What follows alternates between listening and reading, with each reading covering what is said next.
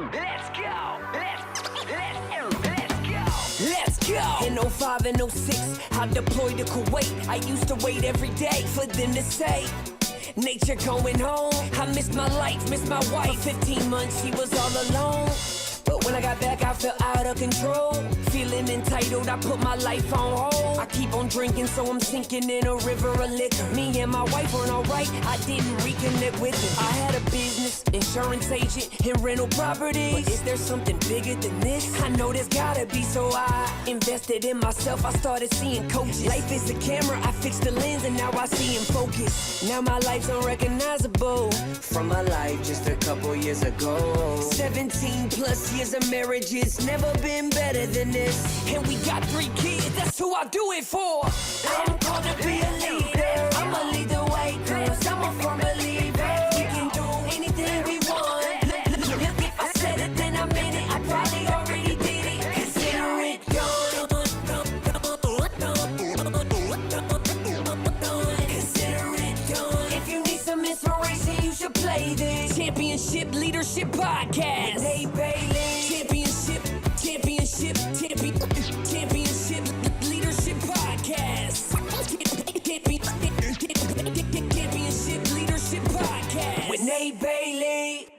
Hey, what's up, everyone? Welcome back to the Championship Leadership Podcast. This is your host, Nate Bailey, and today's guest was an interesting one. It was fun. It was a great story that we talked about with our guest today, Kevin Burciaga. You can find out more about Kevin at kevinburciaga.com and his Empowered Eating Systems program that he has, really based on all of the experiences that he has personally through battling with eating disorders over a 10-year period and how he's come out of that. He's a physical therapist, but also, and more importantly, he's on this mission to really help impact as many people as he can to overcome their own eating disorders. And we just had a great conversation around it, around people that might be going through it and some of the things that you might experience and the loneliness that can come with something like that, not knowing where to turn.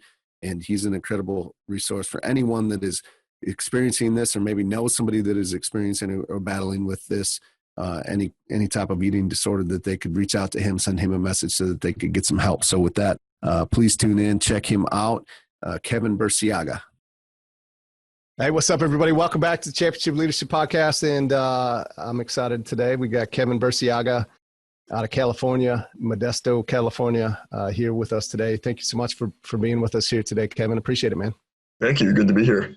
Yeah, so to kind of kick off the conversation with is the name of the podcast is Championship Leadership. So, you know, what comes to mind for you when you hear Championship Leadership? What does that mean to you when you hear that? It sounds like people who have had their own struggle, leading people who have a similar struggle, but showing them how to overcome that struggle in less time, with less effort and less frustration. That's what it sounds like to me. I like that. Yeah. It's always fun to hear the answers from the different guests that we've had. We've had probably 150 episodes now, and I always get a different answer, but I like that. So yeah, it's helping people get through a familiar struggle that you've had some experience with yourself. So, well, why don't you talk to us about the struggles that you've had and some of the experiences that you've had that have led you on the path that you're on today for the listeners that aren't familiar with you? Sure. In my early 20s, when I was in college, kind of confused, didn't know where I was going, I became really into health and fitness and nutrition, which wasn't a bad thing. Yeah, per se.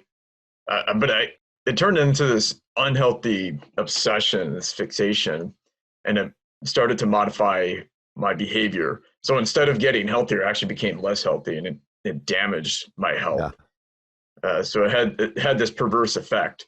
And then that led to multiple eating disorders and disordered eating, like orthorexia, which is like a really regimented form of eating. And then I would chew and spit out my food. And then I started binging, then binging purging, then binging fasting. It's just, I couldn't get it right. Yeah. For all of these years. And this lasted, wasn't just 1 or 2 years, wasn't just college. It affected me throughout my 20s, even into my early 30s. So it was like this 10-year storm, this 10-year battle. And now I'm helping other people who have a similar problem overcome it in as little as 12 weeks instead of an entire decade. Wow. So, I mean, you know, if you're watching the video, many people just listen in, but we have these, the videos up on YouTube as well, but you're not a big guy by any means from what I could tell as far as like overweight or anything like that. Was that when you were going through this, when you first started on this journey and started to have some of those eating disorder difficulties, issues that you had and that you were going through and experiencing, was it something where it was just this just turned into this continuous strive to like just become leaner and leaner or fitter and fitter, or like, was there an overweight problem in the beginning? Like, what did that look like? How did that really come about? Yeah, that's what's interesting is that I wasn't unhealthy when I began. Yeah. So I don't know what Yeah. precipitated this whole drive to be super healthy, because I was a normal weight when I was 19, 20, whatever that was. Sure. But I wasn't obese, and then somebody made fun of me, and then I went on this diet, and then Yeah. no, it wasn't like that at all. Yeah. I certainly did gain weight during my 20s and 30s because I had no control over what I was eating, or at least not a lot of control. And so my weight would go up and down, you know, that whole yo-yo effect. Yeah. But it did not start with me being really unhealthy. That's what kills me, is that if I hadn't done anything, if I hadn't changed anything, this would have never happened. I would have just lived a normal life. Yeah. Yeah. What kind of an impact did it make on you? You say, you know, this wouldn't have happened, you'd have a normal life, but like, yeah. So what was the impact for you? What was the experience for you going through that over a 10-year period? It's interesting. My daughter just turned 10 today. And so when you say that, she's like, I'm a decade old. And I'm like, yes, you are. So over a decade. So it's just fresh in my mind. Yeah. What was that experience like really like? I'm sure there are more people experiencing something like that a lot of people don't even know about, right? Was that the case for you, or did people kind of know and try to help, or, you know, what did that look like? Well, I'll start with the first part. What were the effects on my life? At first, it was weight loss, and I always felt weak. I was anemic. At 1 o'clock every day, I would just hit the wall. I would just get really tired. It's obvious now why that was happening. Yeah. No testosterone, no sex drive, just always tired. You know, always thinking about that next meal. Like I was being underfed. Like I was in some sort of concentration camp, and it's like, man, when's my next meal?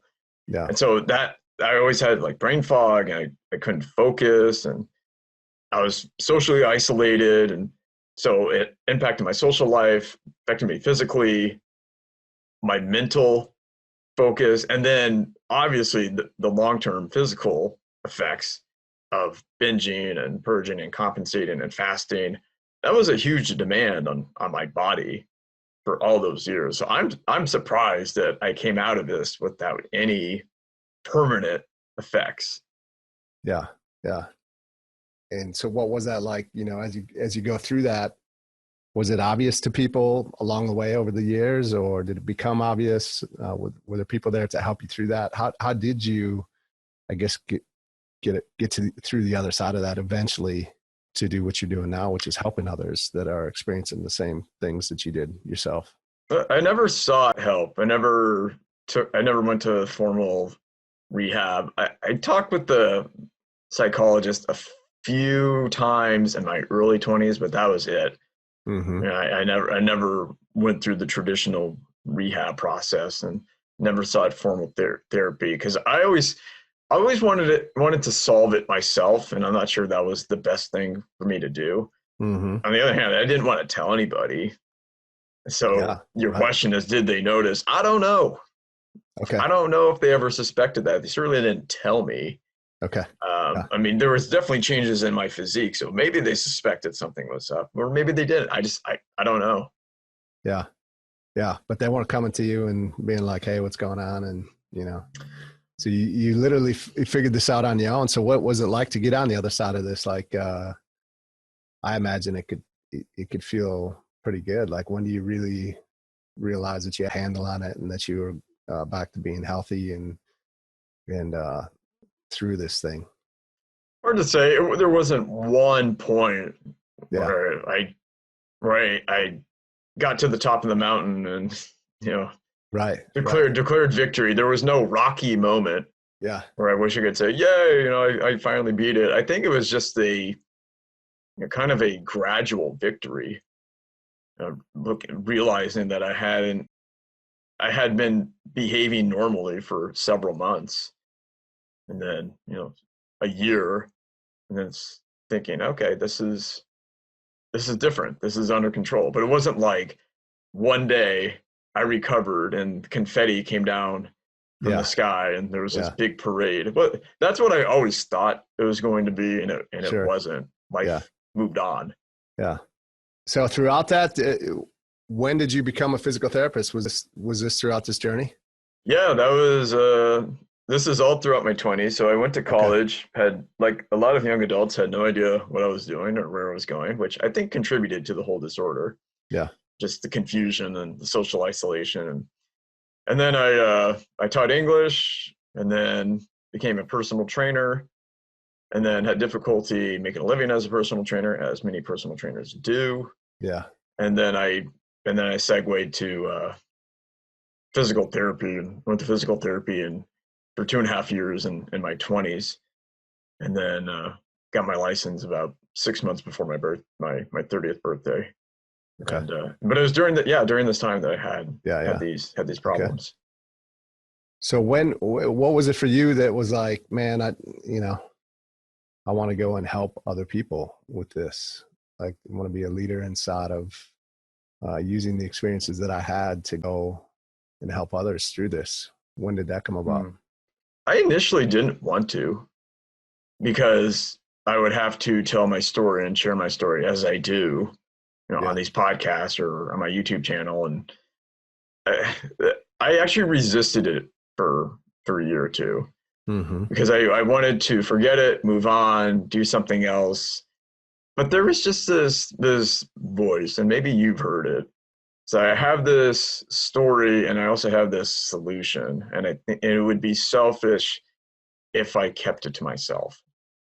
So yeah, it just wouldn't go away. It was something like, hey, you got to do something with this and help some others. And well, you mentioned obviously that you weren't going to anybody, and you weren't wanting to share it. You weren't wanting to admit to others what was going on for you. So I imagine that's very similar to what everybody else experiences as well, which can feel like a very lonely place, and which probably makes it really extremely hard to break that cycle. Of course, it took you a little over 10 years to do that yourself. So how are you finding these people to help out? Is it just by you doing this podcast and sharing your story and sharing your message, and then they're like, maybe they feel maybe a connection, and then they privately message you and come into you with confidence? Or like, yeah, what's that process of being to help others out when it's not something that really a lot of people want to admit is going on? They have to be vulnerable, first of all, and they have to be seeking help. Yeah. That's part of the reason I created the YouTube channel, so that people who are searching for these kind of solutions to these problems, and private, of course, can contact me. So they're coming to me. I have to find ways to attract them, because I can't go to them. I can't pull somebody off the street and say, hey, I think I can help you. It's not like I'm a business consultant and I can go on LinkedIn and hit up a bunch of people. That would make my marketing a lot easier if I could get a list of people and just cold call them. But I have to find ways to attract people. So it's either doing a podcast like this, doing a YouTube channel. I do run ads on Facebook. Some way for somebody to raise his or her hand and say, I need help. Yeah. Were there any championship leaders, coaches, mentors that did come along? I know you said that you really kind of did get through this yourself, but so maybe there isn't. And if that's the case, who are some championship leaders, coaches, or mentors, or people that have really impacted you in some way along your life? And what is it that about them that really stands out? Like, what are some of those characteristics that you've taken from maybe some of these people that have helped you along your way? and maybe even help to mold you into the leader that you are today? Either personally or just like influencers. Yeah, personally. Yeah, it could be directly or indirectly. Yeah. I don't know if anybody directly, Yeah. but in terms of influencers, I can identify two. I would Sure. say Ty Lopez. Yep. I mean, he's genius marketer. Mm-hmm. Now, some of the stuff I don't particularly like, but I do like how he uses media to spread ideas. Yeah. And I remember when I was graduating from PT school and I was studying for the exam, that's about the time I found him. So it's like 5 years ago now. And I thought that was the first time it occurred to me that I could spread knowledge and ideas using media like Sure. this. And before that, I had never considered that. Yeah. Yeah. That's something I could do. And so he has a similar personality and presenting style. So that would be one. The other one who I really like is Jocko Willink. Willing? Oh yeah. Love him. You've probably heard of him if you're in the podcasting world. I have. Yeah. Yeah. Especially on the leadership side. Yeah. Yes, totally. And he has a new book on leadership, which I have not read, but it's definitely on the list. And I've seen him speak live. I like his no BS attitude. He's a straight shooter. Yeah, he does is. it like it is. Yeah. Yeah, I like that tone. Yeah. Yeah. Absolutely. So what's the vision for you? What's the impact that you're looking to make over the short term here, maybe 3-5 years from now? Like what do you really want to do? What's the direction you're headed? I think championship leaders that have incredible vision and also the courage to be able to take action on that vision. So, yeah, what do you see for yourself? My 1 year goal is to impact 1,000 people. I think that's doable for next year. Find 1,000 people with this kind of problem and share my knowledge and my system with them. And then in the next 5 years, 10 years, have my own podcast, have a book, be on every medium possible. Yeah. Have 10 or 20,000 subscribers on YouTube who watch me every week when I launch a video, speaking from the stage, every possible means of attracting those people. So 1,000 in the next year, maybe 20,000 in the next 5 or 10 years. Why not? Okay. Yeah. And when you say impact, like directly personally, or just really just from any form of impact as far as just hearing your message, watching your content? I mean like directly. Directly. Okay. Yeah. They enter my programs and they get the help that they need and get the results that they're looking for. Love it. Yeah, that's great. What's a critical moment or maybe a defining moment that you've had in your life where, had you not made the decision that you did, obviously you have because it has you where you are today, but had you not, you could be in a very different place than you are today. I think there's a lot of listeners, a lot of entrepreneurs, business owners, people that want to become better leaders that listen to this. And especially we got the COVID-19 going on, we got the quarantine, people are at home, missing that connection, but also like that's some real fork in the road moments, and they're trying to decide which way to go.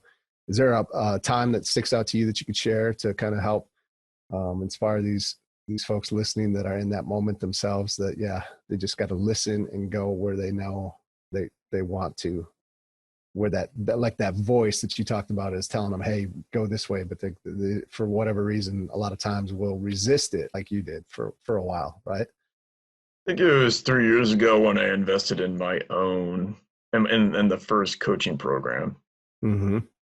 Wasn't cheap, so it was a massive leap for me. And I had other ideas, other business ideas, and I just left those behind. And I said, no, I'm going to become a coach for this. And I invested in my first program. That to me would be that pivotal moment. Yeah, absolutely.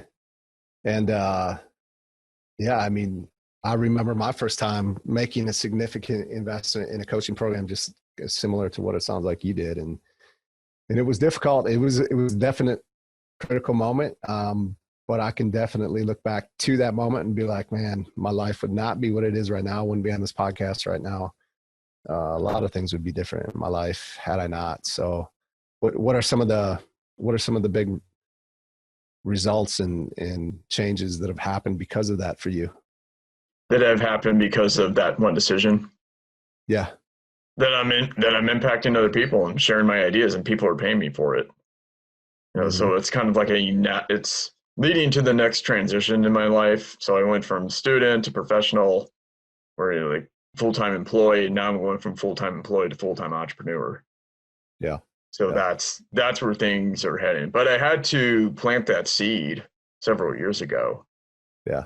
I had to develop myself and learn some business skills, learn how to sell, learn how to market. It was a long process. It's not like I said, oh, I'm going to become this coach, and next day I had people coming to me with credit cards. Yeah, absolutely. If only it were that easy, but yeah. It's it is a process for sure. What as we wrap up here, what would be one or two things that, like, if you were able to give to the listeners here today and they implemented them today, would help them move forward in their life? I always tell my clients, find an easy habit, find a habit that's easy to break, and break it today. Yeah. So don't try to break the hardest one. Start with something easy, low-hanging fruit.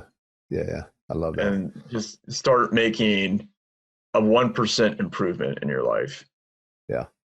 I know you have for those, we have this in the intro as well, but what are the best ways that we can help those that might be listening that are experiencing, some difficulties inside of their eating habits and inside of their health, and they're looking for that help and they want to reach out? Like, what would be the best way they could contact you and reach out to you? They can go to my website, www.kevinburciaga.com/empowered eating. They can book a time to speak with me, or they can find me on YouTube at Kevin Burciaga. New videos every Wednesday and Saturday. Awesome. So two videos a week? Yeah, I'm up to 2 videos a week. Well, is there anything else before we close this out that you want to share with the listeners here to wrap up? There's a change you need to make. Don't wait. Do it today. Yeah, absolutely. Amen.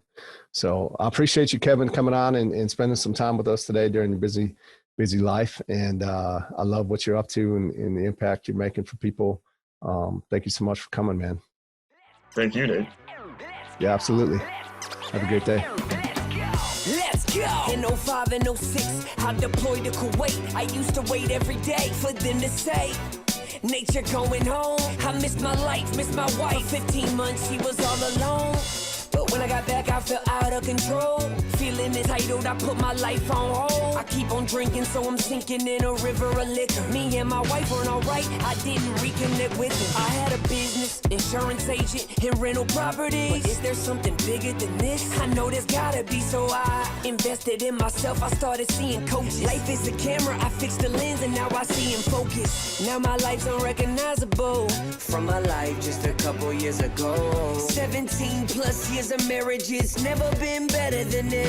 And we got 3 kids, that's who I do it for.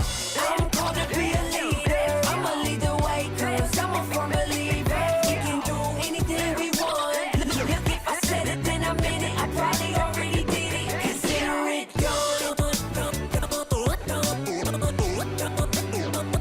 Consider it done. If you need some inspiration, you should play this Championship Leadership Podcast. Nate Bailey. Championship Leadership Podcast. Championship Leadership Podcast with Nate Bailey.